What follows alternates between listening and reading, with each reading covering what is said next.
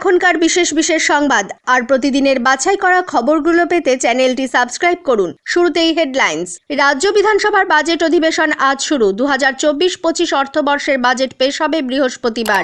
বিজেপির কথায় এক রাজনৈতিক ইস্যুর দলিল তৈরি করছে বলে তৃণমূল কংগ্রেস অভিযোগ করেছে। অন্যদিকে বিরোধী দলনেতার অভিযোগ 100 দিনের কাজের বকেয়া মজুরি দিতে অর্থ দপ্তরকে 7,000 কোটি টাকা ঋণ নিতে বলেছেন মুখ্যমন্ত্রী। অবস্থান মঞ্চ খুলে নেওয়া হলেও বকেয়া মহার্ঘ ভাতার দাবিতে শহীদ মিনার চত্বরে ধর্ণা আন্দোলন চলবে বলে সংগ্রামী যৌথ মঞ্চ জানিয়েছে। মাধ্যমিকের মতো এবছর উচ্চ মাধ্যমিকেও প্রশ্নপত্রে ইউনিক সিরিয়াল নম্বর বা বিশেষ কোড চালু করা হচ্ছে। রাজ্য বিধানসভার বাজেট অধিবেশন আজ শুরু। অর্থমন্ত্রী চন্দ্রিমা ভট্টাচার্য 2024-25 অর্থবর্ষের বাজেট পেশ করবেন আগামী বৃহস্পতিবার 8ই ফেব্রুয়ারি। এবারের অধিবেশনে বেশ কয়েকটি বিল আনা হবে। হাওড়া পুরসভা নির্বাচন নিয়েও আলোচনা হওয়ার কথা। উল্লেখ্য, হাওড়া পুরসভার নির্বাচন দীর্ঘদিন ধরে বকেয়া রয়েছে। কলকাতা পুরসভার সঙ্গেই যা হওয়ার কথা ছিল। কম্পট্রোলার অ্যান্ড অডিটর জেনারেল সিএজির রিপোর্টে কেন্দ্রের পাঠানো অর্থ নয়ছয় করার অভিযোগ তৃণমূল কংগ্রেস ফের খারিজ করে দিয়েছে। দলের রাজ্য মুখপাত্র কুণাল ঘোষের দাবি, বিজেপির কথায় ক্যাগ রাজনৈতিক ইস্যুর দলিল তৈরি করেছে। অন্যদিকে 100 দিনের কাজের বকেয়া মজুরি রাজ্য সরকারই মিটিয়ে দেবে বলে মুখ্যমন্ত্রী মমতা বন্দ্যোপাধ্যায় ঘোষণা করার পর বিরোধী দলনেতা শুভেন্দু অধিকারী অভিযোগ করেছেন, এই কাজ করানোর জন্য অর্থ দপ্তরকে 7,000 কোটি টাকা ঋণ নিতে বলে চিঠি দিয়েছেন মুখ্যমন্ত্রী। লোকসভা ভোটকে সামনে রেখে রাজ্য বিজেপি নির্বাচনী কমিটি গঠন করেছে। দলের তরফে কমিটির তালিকা গতকাল প্রকাশ করা হয়। তালিকায় দলের রাজ্য সভাপতি সুকান্ত মজুমদার, বিরোধী দলনেতা শুভেন্দু অধিকারী, সাংসদ দিলীপ ঘোষ ছাড়াও সুভাষ সরকার, নিশীথ প্রামাণিক, শান্তনু ঠাকুর ও জন বার্লা, এই 4 কেন্দ্রীয় প্রতিমন্ত্রী এবং কয়েকজন বিধায়ক ও সাংসদ রয়েছেন। এছাড়া কমিটিতে বিশেষ আমন্ত্রিত হিসেবে রয়েছেন রাজ্যের পর্যবেক্ষক সুনীল বনসাল, মঙ্গল পাণ্ডে, অমিত মালব্য এবং আশা লাকড়া। দলীয় সভায় দক্ষিণ 24 পরগনার সোনারপুর দক্ষিণ কেন্দ্রের তৃণমূল কংগ্রেস বিধায়ক লাভলি মৈত্রের বক্তব্যের ভাইরাল ভিডিওকে ঘিরে রাজনৈতিক চাপানো উত্তর শুরু হয়েছে।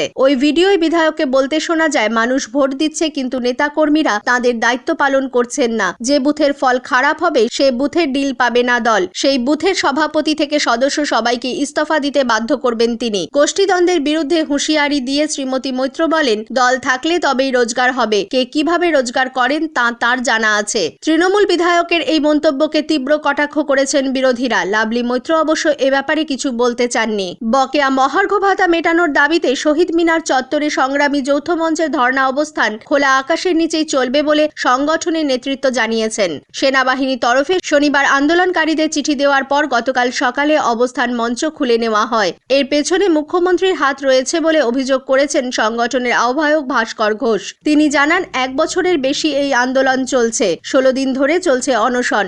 মঞ্চ খুলে নেওয়া হলেও তা চলবে। পশ্চিম বর্ধমানের রানীগঞ্জে সিটুর মঞ্চে আসানসোল দক্ষিণের বিজেপি বিধায়ক অগ্নিমিত্রা পালের উপস্থিতি নিয়ে রাজনৈতিক মহলে চর্চা শুরু হয়েছে। বন্ধ হয়ে যাওয়া বল্লভপুর পেপার মিল খোলা এবং শ্রমিকদের বকেয়া মেটানোর দাবিতে সিআইটিইউ সমর্থিত যৌথ শ্রমিক আন্দোলনের মঞ্চে গতকাল উপস্থিত হন বিজেপি নেত্রী অগ্নিমিত্রা পাল। তিনি বলেন, এলাকার বিধায়ক হিসেবে ক্ষুধার্ত শ্রমিকের পাশে থাকা তার কর্তব্য।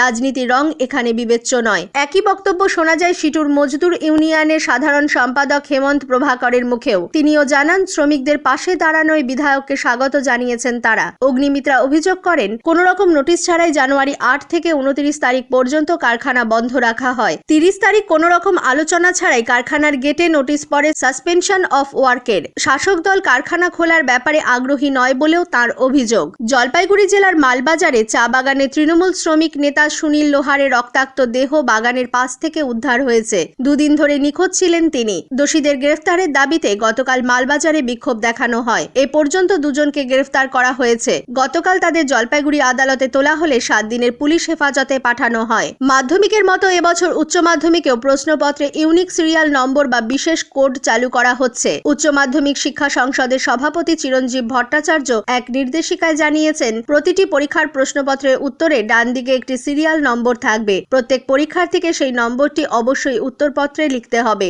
সমস্ত পরীক্ষা কেন্দ্রে ইনচার্জ সচিব, সুপারভাইজার এবং ইনভিজিলেটরদের কাছে ইতিমধ্যেই ওই নির্দেশিকা পাঠানো হয়েছে। উত্তরপত্র সংগ্রহের সময় বিশেষ নম্বরটি লেখা হয়েছে কিনা তা যাচাই করতে বলা হয়েছে। মাধ্যমিকে এবারে কোডের সুবাদেই মোবাইলে লুকিয়ে প্রশ্নপত্রের ছবি তুলে বাইরে পাঠানো পরীক্ষার্থীদের দ্রুত চিহ্নিত করা সম্ভব হয়েছে। এভাবে প্রশ্ন ফাঁসের চেষ্টার জন্য ধৃত 12 জন পড়ুয়ার মাধ্যমিক পরীক্ষা বাতিল করেছে মধ্যশিক্ষা পর্ষদ। এদিকে উচ্চ মাধ্যমিক পরীক্ষার সঙ্গে যুক্ত সমস্ত শিক্ষক শিক্ষাকর্মীর ছুটি বাতিল করা হয়েছে। হয়েছে। উচ্চ মাধ্যমিক শিক্ষা সংসদ এক নির্দেশিকায় জানিয়েছে, পরীক্ষা চলাকালীন শিক্ষক শিক্ষিকারা ছুটি নিতে পারবেন না। সিসিএল এর মতো কোনো ছুটি মঞ্জুর করা হবে না। মেডিকেল এমার্জেন্সি বা মাতৃত্বকালীন ছুটির প্রয়োজন হলে সংশ্লিষ্ট ডিআই মারফত সংসদকে আগে থেকে সেই ছুটির কথা জানাতে হবে। উচ্চ মাধ্যমিকের পাশাপাশি এবছর একাদশ শ্রেণীর ফাইনাল পরীক্ষাও চলবে। আগামী 16 ফেব্রুয়ারি থেকে শুরু হচ্ছে এবছরের উচ্চ মাধ্যমিক পরীক্ষা, চলবে 29 ফেব্রুয়ারি পর্যন্ত। 24 ঘন্টা পেরিয়ে যাওয়ার পরেও পুরুলিয়ার কাঁটাডি হাই স্কুলের ছাত্র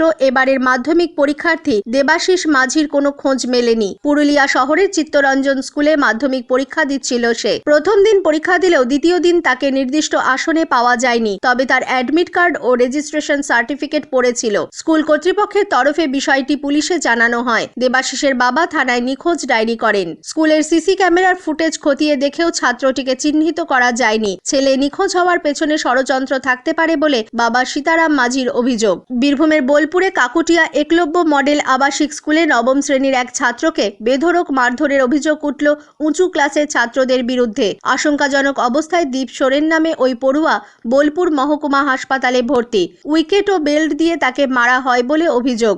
জানা গেছে, একাদশ শ্রেণীর ক্লাসরুমে দীপের যাতায়াত ছিল। সেখানকার এক ছাত্রের 200 টাকা খোয়া গেলে দীপকে সন্দেহ করে কয়েকজন। চুরির কথা স্বীকার করানোর জন্য তার উপর চরম মানসিক ও শারীরিক অত্যাচার করা হয় বলে অভিযোগ দীপের মা পূর্ণিমা দেবীর। গতকাল হোস্টেলে তার সঙ্গে দেখা করতে গিয়ে গুরুতর জখম ছেলের কাছ থেকে বিষয়টি তিনি জানতে পারেন। যদিও স্কুল কর্তৃপক্ষ তা মানতে চাননি। জুনিয়র ছাত্ররাও ভয়ে মুখ খুলতে চাইছে না। জেলা শাসক, পুলিশ সুপার ও স্কুলের অধ্যক্ষকে লিখিতভাবে অভিযোগ জানিয়েছে দীপের পরিবার। কলকাতার বিভিন্ন বেসরকারি হাসপাতালে ভর্তি থাকা রোগীর রক্তের প্রয়োজন হলে তার পরিবারকে রক্তদাতা জোগাড় করতে বলাটা আইনসিদ্ধ নয় বলে West Bengal voluntary blood donors ফোরামের প্রতিষ্ঠাতা, কেন্দ্রীয় সরকারের রক্ত পরিষেবা সংক্রান্ত পরামর্শদাতা কমিটি সদস্য ডাক্তার অপূর্ব ঘোষ জানিয়েছেন। ক্যান্সারের চিকিৎসায় ব্লাড ট্রান্সফিউশনের গুরুত্বের দিকটি তুলে ধরেন ডাক্তার সুদীপ্ত শেখর দাস। নৈশ টহলদারিতে বেরিয়ে পূর্ব মেদিনীপুরের ময়নার বাগচায় পুলিশের একটি দল শনিবার রাতে আক্রান্ত হয়। কয়েকজনের সঙ্গে কথা বলার সময় 8 থেকে 10 জন পুলিশকে ইট পাথর ছুঁড়ে আক্রমণ করে। আহত হন এক এএসআই ও এক কনস্টেবল। পুলিশের গাড়ির কাঁচ ভেঙে যায়, আরও বাহিনী নিয়ে পরিস্থিতি নিয়ন্ত্রণে আনে। আসছি খেলার খবরে। নৈহাটি স্টেডিয়ামে গতকাল আই লিগ ফুটবলে রিয়েল কাশ্মীর 3-0 গোলে মহামেডান স্পোর্টিংকে হারিয়ে দিয়েছে। বিজয়ী দলের পক্ষে ক্রিজো 2টি, শামিন 1টি গোল করেছেন। মহামেডান স্পোর্টিং 12 ম্যাচে 27 পয়েন্ট নিয়ে লিগ শীর্ষে আছে। দ্বিতীয় স্থানে থাকা রিয়েল কাশ্মীরের সমসংখ্যক ম্যাচে পয়েন্ট 23। স্থানীয় সংবাদ শেষ হলো।